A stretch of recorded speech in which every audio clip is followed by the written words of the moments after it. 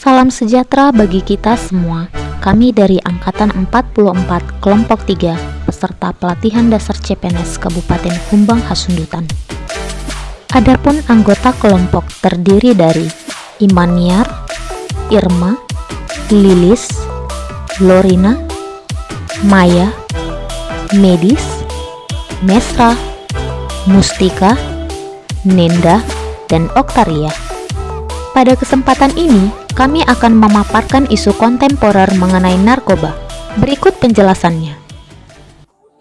Narkoba adalah akronim narkotika, psikotropika, dan zat aditif lainnya.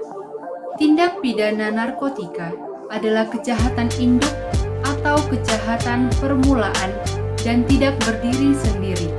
Artinya, kejahatan narkotika diikuti dengan kejahatan lainnya dan mempunyai kejahatan turunan, seperti terorisme, kejahatan pencucian uang, korupsi, kejahatan perbankan, permasalahan imigran gelap, penyelundupan manusia, dan separatisme untuk melemahkan suatu negara yang dikenal dengan Perang Candu.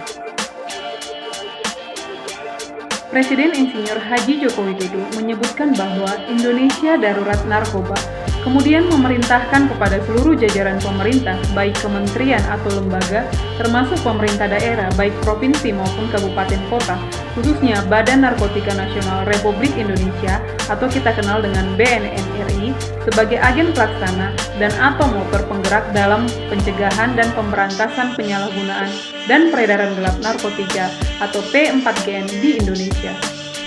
Berikut kasus-kasus narkoba yang terjadi di Indonesia. Ditjenpas gagalkan 300 penyelundupan narkoba selama pandemi. Transaksi narkoba via online meningkat selama pandemi COVID-19. Selundupan heroin dalam organ tubuh, modus baru di Jabar.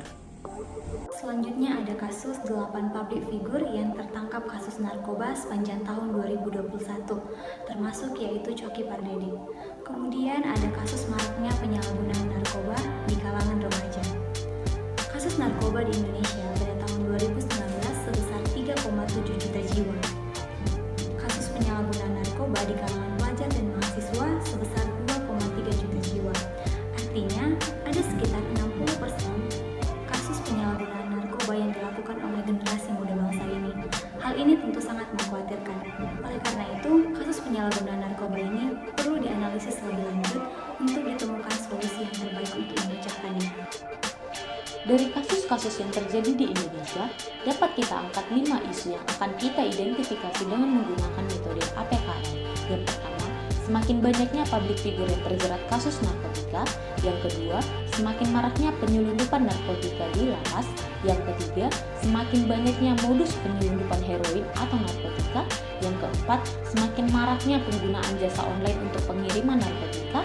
Dan yang kelima, semakin banyaknya penggunaan narkotika di kalangan remaja. Sehingga dari kelima isu tersebut dapat kita angkat isu prioritas yang akan kita analisis dengan menggunakan metode USG.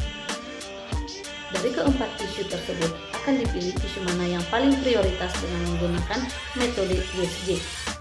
1. Maraknya penyelundupan narkotika di lapas. Urgensinya 3, seriousness-nya 3, growth-nya 3, jumlahnya 9. Yang kedua, semakin banyaknya modus penyelundupan heroin atau narkotika.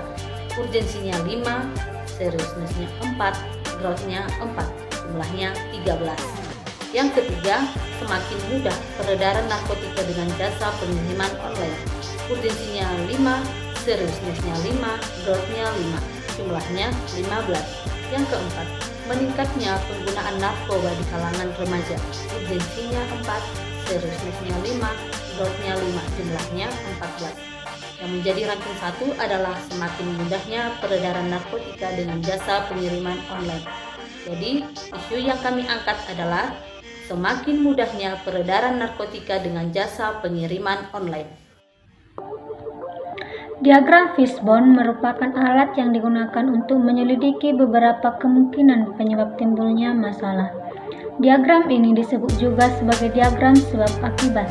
Pada isu ini yang menjadi akibat adalah semakin mudahnya peredaran narkotika dengan jasa pengiriman online. Dari faktor men, sebabnya adalah rendahnya pengetahuan masyarakat tentang bahaya narkoba. Dari faktor metode, kurangnya pendidikan digital aparat penegak hukum. Dari faktor mesin atau teknologi, tidak adanya sensor pelacak di aplikasi pengiriman online. Dari faktor material, kurangnya regulasi yang jelas terkait jasa pengiriman online. Dan dari faktor milieu atau lingkungan, minimnya pengawasan jasa pengiriman online dari pemerintah. Strategi penyelesaian masalah. Yang pertama, melakukan tindakan preventif atau pencegahan bukan melakukan sosialisasi bahaya narkoba kepada masyarakat melalui media cetak dan elektronik. Kedua, melakukan penyuluhan kepada kelompok usia rentan tentang bahaya narkoba. Ketiga, melakukan pembinaan dan penyuluhan serta pengawasan dalam keluarga dengan melakukan penyuluhan oleh pihak yang kompeten baik di sekolah dan di masyarakat.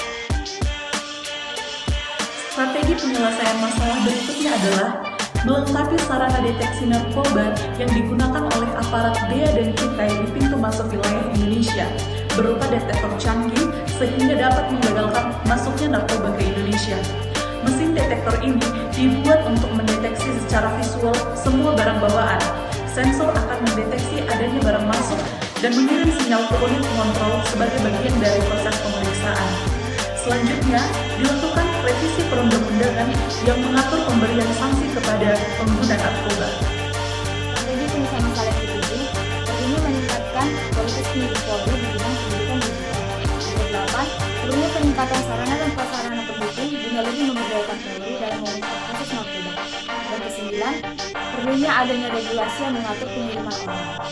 Demikianlah pemaparan singkat dari kelompok kami mengenai analisis isu peredaran narkotika, sehingga didapat isu prioritas semakin mudahnya peredaran narkotika dengan jasa pengiriman online. Semoga informasi ini dapat bermanfaat bagi kita semua. Sekian dan terima kasih.